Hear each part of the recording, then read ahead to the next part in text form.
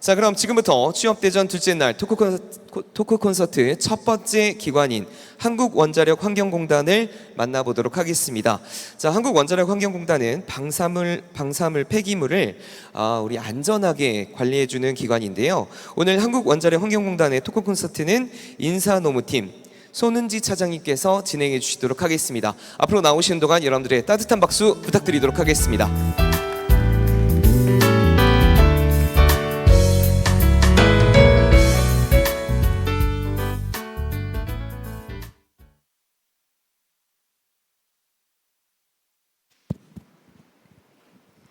네, 안녕하세요. 저는 한국원자력환경공단의 인사노무팀 손은지 차장이라고 합니다.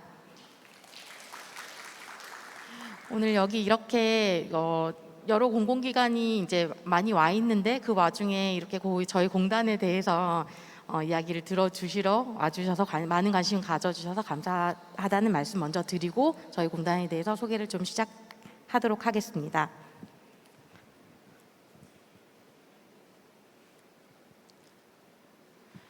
일단 발표 순서는 저희 공단에 대해서 간략하게 소개를 해드릴 예정이고요.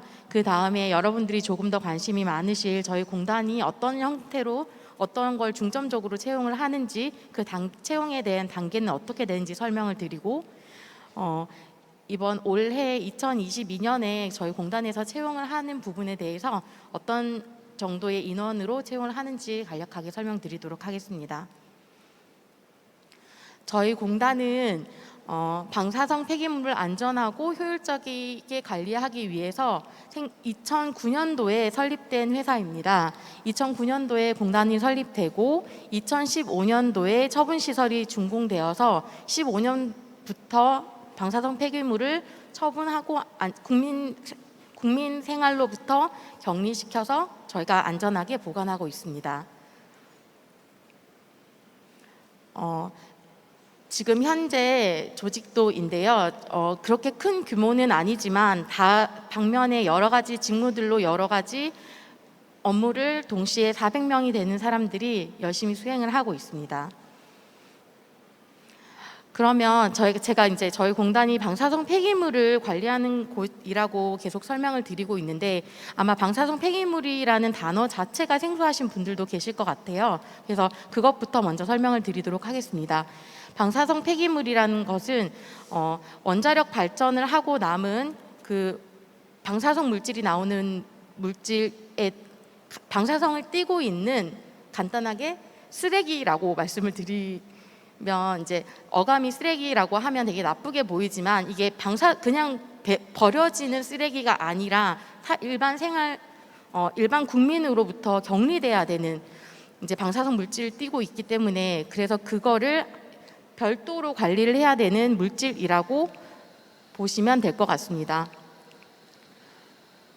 이런 방사성 폐기물은 원자력 발전소에서도 가장 많이 배출이 되고 있고요. 우리 일상생활에서 병원이라든지 산업체라든지 아니면 연구소라든지 우리 일상생활 곳곳에서 발생을 하고 있고 그 물건들이 이제 그 효능을 다 하고 나면 저희 공단으로 모이게 되는 것입니다. 방사성 폐기물은 고준위 방사성 폐기물,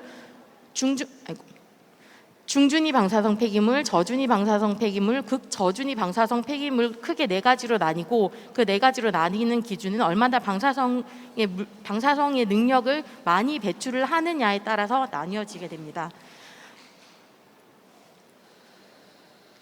그래서 저희가 방사성 폐기물을 관리한다고 말씀을 드렸는데요. 그 관리라는 말은 방사성 폐기물이 이제 만들어지고 난 이후에 저희 공단으로 운반되는 과정 그리고 그 운반되어 와서 이게 처분되기에 적합한지 검사를 저희가 총 3단계를 하게 됩니다. 예비검사, 인수검사, 처분검사 그렇게 검사 3가지를 거치고 나서 처분되기에 적합하다고 판정을 받은 폐기물들을 저희 처분장에 이렇게 처분하는 과정까지를 모두 저희가 관리라는 범위에 집어넣고 있습니다. 이렇게 3가지 검사를 마치고 처분에 적합하다고 판정을 받은 폐기물들은 동굴 형태의 처분장에 처분이 되기도 하고 여기 땅을 얇게 파서 만들어진 표층 처분 시설에 이제 처분이 되기도 하는데 저희 현재 우리나라에서는 동굴 처분 방식에 대해서만 지금 처분 시설이 운영되고 있고 표충 처분 방식에 대해서는 현재 건설 중에 있습니다. 그리고 고준위 방사성 폐기물 같은 경우에는 현재 처분 시설이 만들어져 있지 않기 때문에 한국수력원자력에서 그 원자력 발전소에서 만들어진 그 고준위 방사성 폐기물은 그 한국수력원자력에서 지금 현재 관리하고 있습니다. 그리고 처분 시설이 만들어진 이후에 저희 처분 시설로 이송되어서 최종 처분 관리될 예정입니다. 이런 아까 말씀드린 동굴 처분 방식과 표충 처분 방식은 저희 경주에 있는 이런 그 중저준위 방사선 폐기물 처분 시설에서 모두 다 관리가 되고 있는데요. 요거는 경주 봉길리에 위치를 하고 이게 바닷가 그 한국 그 월성 원자력 발전소 바로 인근에 있다고 보시면 될 것 같습니다. 아까 고준위 처분 시설은 아직 만들어져 있지 않다고 말씀을 드렸는데 이게 처분 시설에 대한 부지를 어디로 갈지 아니면은 이걸 어떤 식으로 이송을 할지 이런 것들이 아직 국민들의 의견 수렴이 되어 있지 않은 상황입니다. 그래서 그 부분들은 이제 국민 여러분들과 계속 저희 공단이 소통하면서 지금 공론화 과정을 거치고 있고 올해 안에는 법제화를 거칠 예정입니다.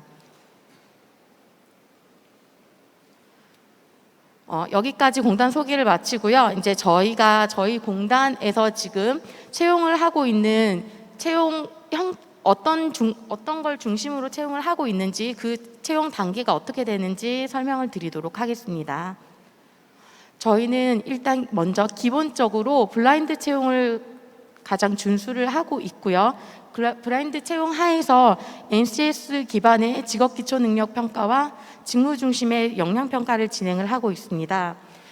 여러분들 잘 아시겠지만 블라인드 채용에 대해서는 출신지, 학력, 가족관계, 성별 등에 대해서도 모두 다 걷어내고 그 실질적인 역량에 대해서만 평가를 하고 있고 저희가 그것 때문에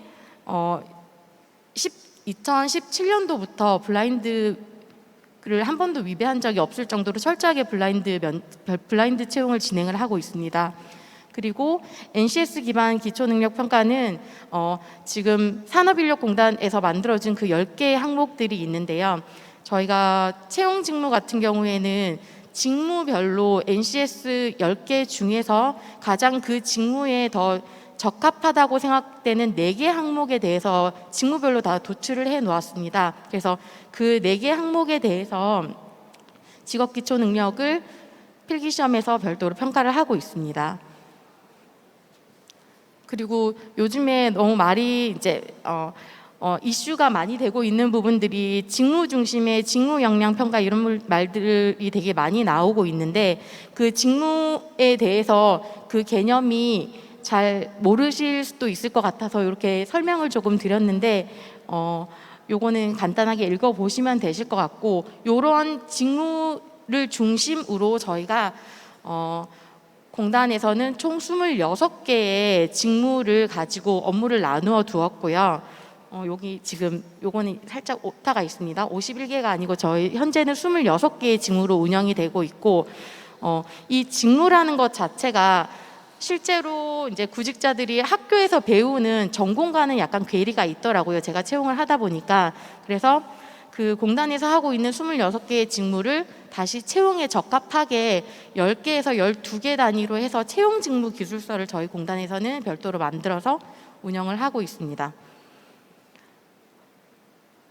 간단하게 이제 그 전공이랑 맞지 않다는 부분을 설명을 드리자면 저희가 방사성 폐기물을 관리하는 업무를 하고 있다고 말씀을 드렸는데 그 방사성 폐기물을 관리하는 업무에 대해서도 방사선 관리가 있고 방패물 검사가 있고 또 방패물 특성 평가가 있고 이렇게 여러 가지가 있지만 실제로는 대학교에서는 원자력이라든지 물리학이라든지 보건학과라든지 그런 학교에서 배우는 업무가 저희는 직무가 이렇게 26개로 쪼개져 있다 보니까 그거를 적합한 그러니까 학과 과정에 맞는 직무들로 합쳐서 채용 직무 기술서를 만들었다고 이해하시면 좀 편하실 것 같습니다. 이거는 저희가 가지고 있는 그 직무 기술서의 하나 예시인데요. 지금 글자 포인트가 너무 작아서 아마 실제로 보이지는 않으실 건데 방패물 검사라는 직무를 제가 기술서를 예시로 가지고 왔는데요. 실제로 이 직무가 어떤 일을 위해서 미션을 가지고 있는지, 그리고 그 안에 과업들은 어떤 단위로 되어 있는지, 그 과업을 성공시키기 위한 핵심 요인은 무엇인지, 그 성공시키기 위한 핵심 요인을 이루기 위한 어떤 행동들을 해야 되는지에 대한 기술서들이 직무마다 하나하나 다 설정이 되어 있고, 그 부분들이 이제 이걸 보면서 직원들이 이제 본인이 해야 되는 행동에 대한 이제 가이드라인이 주어진다고 보시면 될 것 같습니다. 여기는 그 이제 아까 말씀드린 행동 요인이라고 하면 이제 여기는 그 직무에 대해서 요구하고 있는 역량을 얘기하고 있고요. 예를 들어서 아까 방패물 검사에서는 전문가 정신, 윤리 의식, 관계 구축력, 안전 의식, 수리력, 이런 직무들이 역량이 필요하다라고 이제 모든 것들이 이렇게 구체적으로 기술되어 있다고 보면 좋을 것 같습니다. 그리고 어떤 직급에서 수행하기에 적합한지, 아니면 학력은 어느 정도의 수준인지, 관계된 이제 유사한 어떤 학과를 나오면 이 업무를 수행하기 적합한지가 모두 다 기술되어 있습니다.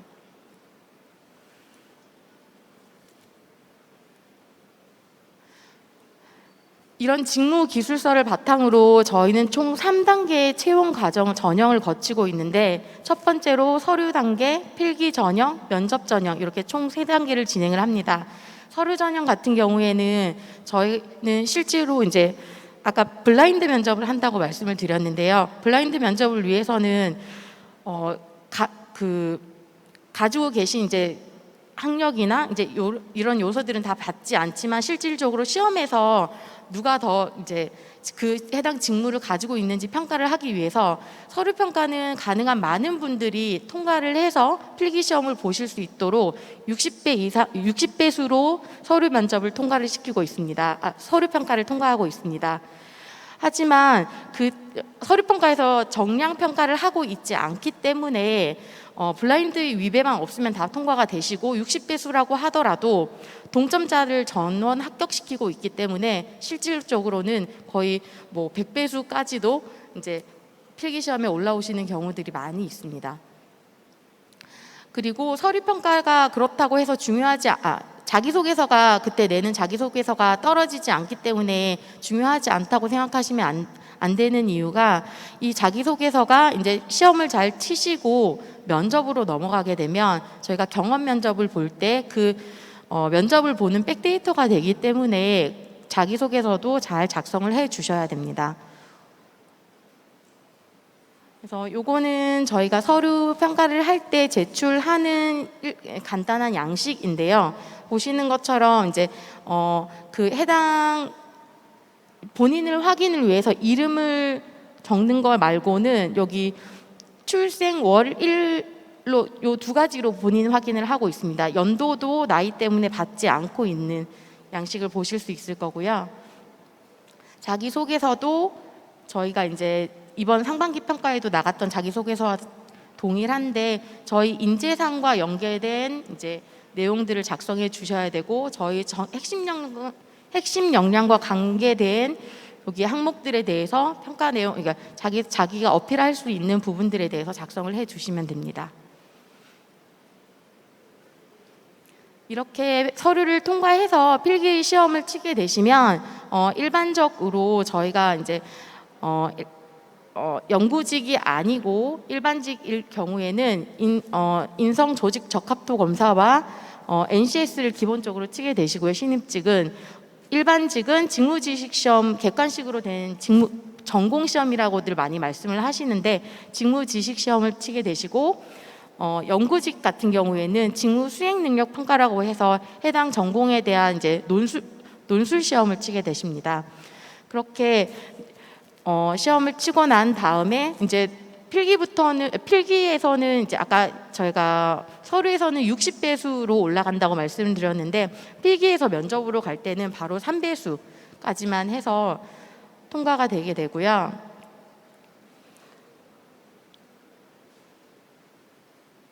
그렇게 3배수로 통과를 하게 되면 면접으로 넘어오면 아까 자기소개서 기반의 경험 면접이 1인당 아마 공공기관 최대로 면접 시간을 가지고 있을 텐데 1인당 25분의 면접 시간을 가지게 되고 그 경험 면접이 끝나고 나면 일반직은 토론 면접을 하게 되고요.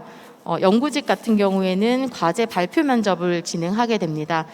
토론 면접 같은 경우에는 면접자들끼리 주제를 주어지고 토론을 하는 형태로 진행이 되고 실질적으로 평가위원님들은 그 토론 면접에 관여를 하지 않고 관찰자적 입장에서 평가만 진행을 하게 되시고 경험 면접 같은 경우에는 다른 기관들하고는 조금 다르게 아까 저희가 최대 거의 최고로 긴 거의 1인당 25분을 할애를 한다고 말씀을 드렸는데 면접위원 3분이 들어가시고 혼자 경험 면접장에 들어가셔서 혼자 25분의 면접 시간을 가지고 면접이 진행된다고 보시면 좋을 것 같습니다. 아마 이거를 되게 많이 부담스러워들 하시더라고요. 혼자 들어가는 부분에 대해서. 근데 저희 입장에서는 그렇게 심층 면접을 할 때 저희 기관에 조금 더 적합한 사람들을 뽑을 수 있지 않을까라는 생각에 그렇게 지금 면접 시간도 점차 늘려가고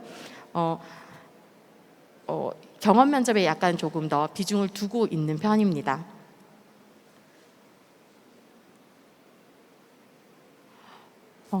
제가 채용을 진행하면서 이제 지원하시는 분들한테 조금 이제 유의 말씀을 드리고 싶은 것들이 항상 있는데 항상 저희가 블라인드 면접이라고 말씀을 해서 들어가시면은 뭐 학력이나 출신 지역이나 이런 거 말씀하시면 안 됩니다라고 말씀을 드려도 이제 면접장에 들어오시다 보니까 긴장들을 많이 하시잖아요. 그래서 긴장을 하시면서 이렇게 조금 많이 이제 자기도 모르게 뭐 예를 들면 이제 뭐 충남대학교에서 뭐 이런 말씀들을 많이 하셔서 실질적으로 거기에서 감점을 받으시는 분들이 되게 많으세요. 이게 저희가 면접위원님들에게 먼저 말씀을 드리거든요. 이 블라인드 위배 요소를 얘기가 나오면 어떤 점수를 어떻게 이제 감점을 하고 평가를 하라는 걸 말씀드리기 때문에 그런 것들은 꼭 주의를 좀 해주셨으면 좋겠고요. 서류를 내실 때도 이게 60배수까지 다 통과를 시켜드린다고 하지만 한 가지 항목에서 블라인드 위배 요소가 발생을 하면 감점 처리가 되기 때문에 그쪽에서 안타깝게 서류 평가를 떨어지시는 분들이 많기 때문에 블라인드는 꼭 준수를 해주셨으면 좋겠습니다.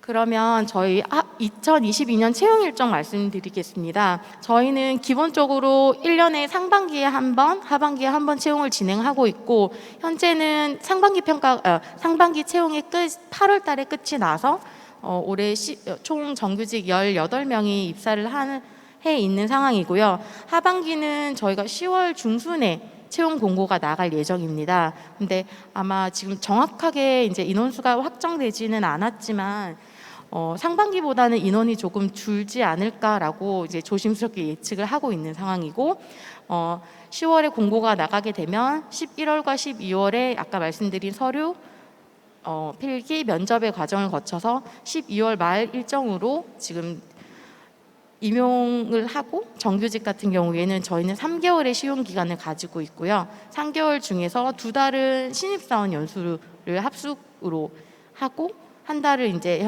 현업 부서에서 이제 발령 받으면서 시용 기간이 끝이 나고 해당 부서로 발령이 날 것 같습니다. 여기까지 해서 저희 공단에 대한 이제 채용 일정과 채용 단계에 대해서 설명을 마치도록 하겠습니다. 네, 여러분들의 박수를 필요한 순간인 것 같습니다. 다시 한번 큰 박수 부탁드리겠고요. 한국원자력환경공단 인사노무팀 손은지 차장님께서 유익한 정보들 말씀해 주셨습니다. 자, 그러면 한국원자력환경공단에 대해서 궁금했던 내용들을 취합해서 질문을 드려볼 텐데요. 자, 먼저 한국원자력환경공단 기술연구소 내 부서와 업무에 대해서 알고 싶다는 질문들이 굉장히 많았습니다. 혹시 입사 시에 대전으로 배정을 받을 수 있는지 이 질문까지 함께 답변을 부탁드리도록 하겠습니다. 네, 저희 공단 같은 경우에는 대부분 아까 말씀드린 처분시설과 본사가 경주에 위치해 있고 대전에는 기술연구소가 위치해 있습니다. 그래서 대전 기술연구소에는 해체 폐기물 연구소랑 고준위 연구팀, 그러니까 해체 폐기물 연구팀이랑 고준위 연구팀 두 개의 부서가 지금 위치해 있고요. 그러니까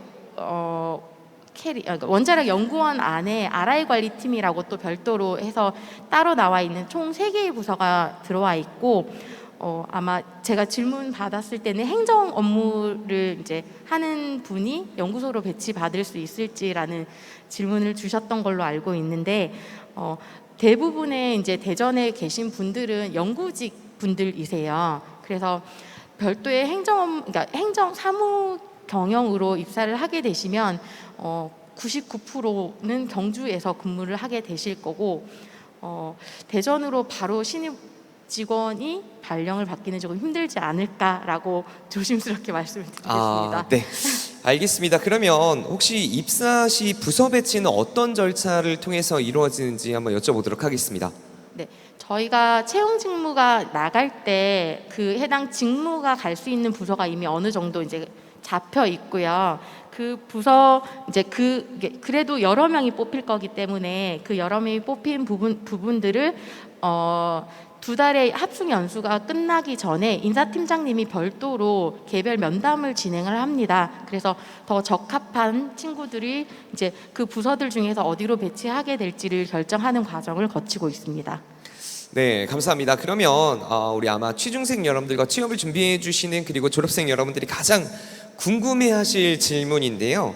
사내 분위기와 그리고 승진율, 평균 승진 연차가 굉장히 궁금합니다.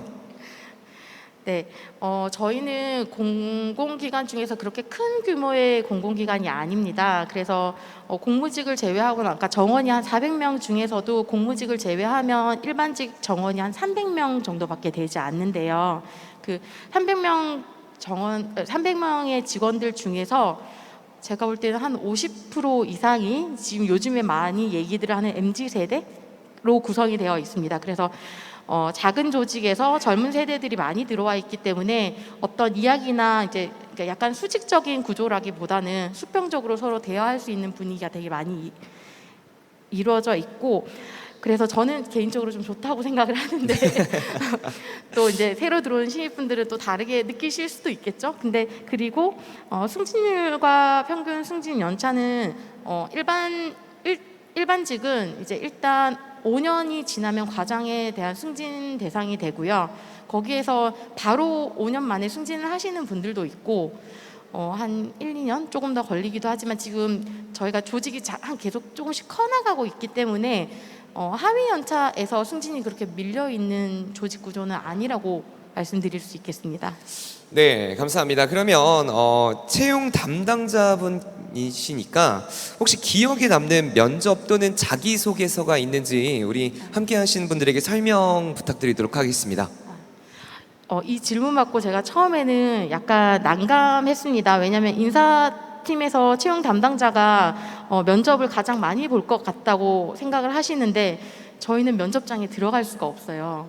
면접장에 아예 못 들어가시나요? 네, 면접 평가위원들 말고는 들어갈 수가 없고 저는 이제 밖에서 다 컨트롤을 하고 있기 때문에 네. 그래서 뭘 말씀드리면 좋을까를 잠깐 고민을 하다가 제가 이제 채용 업무를 하다 보니까 다른 공공기관의 면접위원으로 간 적이 있거든요. 그래서 거기에서 이제 원자력 직군이 지원을 하셔가지고 제가 면접을 보는데 저희 공단 얘기를 막 하면서 이제 자기가 어떻게 방패물에 대한 방패물에 대한 정보를 얻었고 이런 얘기들을 막 하시길래 참 인상 깊다라는 생각을 했는데 다음에 딱 저희 기관에 들어오시더라고요. 아. 그래서 그분이 직접적으로 저희 공단에 들어오실 때 면접은 제가 본 적은 없지만 항상 저희 공단에 대해서 좋게 생각을 가져주시고 이제 다른 기관의 면접을 보면서도 이제 저희 공단을 언급해 주시는 모습을 보고 되게 인상 깊었고 그 직원이 또 이제 저희 공단으로 왔을 때 좀 뿌듯하기도 했습니다. 아, 끊임없는 관심과 또 이제 긍정적인 생각을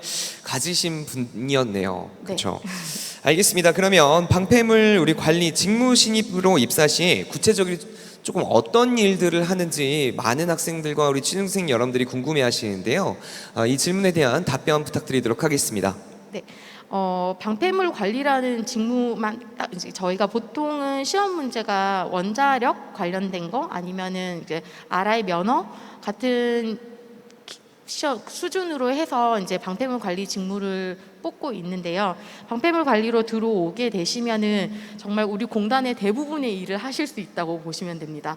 그만큼 이제 할 수 있는 업무가 많다고 보시면 되는데 아까 말씀드린 관리에서 방패물을 운반하는 일을 하실 수도 있고요. 아까 그 세 가지 검사가 있다고 했는데 예비 검사, 처분 검사, 인수 검사를 각각 다른 부서에서 진행을 하거든요. 그러니까 그 업무들도 각 부서로 배치받아서 하실 수도 있고 처분을 하실 수도 있고 처분 시설을 관리하는 업무도 할 수 있고 되게 많은 업무를 하실 수 있다고 해서 제가 어떤 일을 딱 이 일을 할 거다라고 말씀드리기가 되게 어렵습니다. 그리고 네. 자, 우리 신입으로 입사를 해도 모든 일들을 정말 다양한 일들을 할 수 있다라는 답변을 해주신 것 같고요. 자, 이제 마지막 질문을 한번 드려보도록 하겠습니다. 혹시 공과대학이 아닌 물리학과 전공하신 분들도 현재 현직에 계시는지 이 점을 학생 여러분들이 많이 궁금해하시거든요. 이 점에 대해서 답변 부탁드리도록 하겠습니다. 네. 제가 요 질문 받고 지난주에 이제 여기 오기 전에 인사 데이터를 한번 뒤져봤어요. 그랬더니 저희가 보통 물리 원자력으로 해서 이제 방패물 직무를 이제 구분시켜 두는데 그 300명 되는 조직 중에서 물리 원자력으로 이제 구분되는 분들이 한 70명 정도 되시더라고요. 근데 그 중에 물리학과가 13명이 계세요. 그러니까 거의 20% 정도가 물리학과 분들이시기 때문에 물리학 전공하신 분들도 많이 근무를 하고 계십니다.